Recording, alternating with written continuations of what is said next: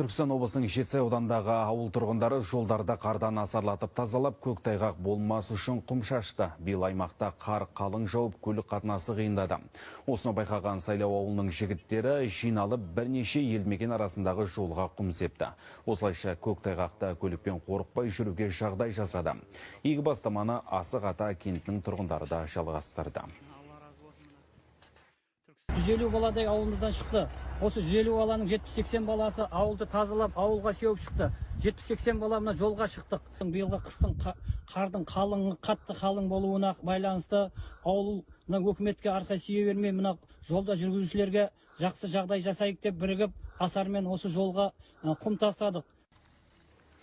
Аудандағы коммуналдық шаруашылық қызметкерлері де қол қусырып отырған жоқ. Қар жауған алғашқы күннен бастап Жетісай қаласы мен барлық ауылдық округтегі көше мен әлеуметтік нысандарға баратын жолдарды қардан тазалауға кіріскен.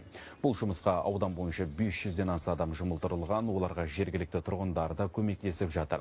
Шаруа қожалықтар мен кәсіпкерлер қар тазалау үшін техникасын жіберген. 80 КАМАЗ қар тазаланып сыртқа шығарылды егістік жерге. Сонымен қатар 60 тоннаға жуық тұз аралас құм елді мекенішілік және қалашілік жолдарға себілді. Қазіргі таңда тұрақты күнделікті құм тұз себу жұмыстары жүргізілуде.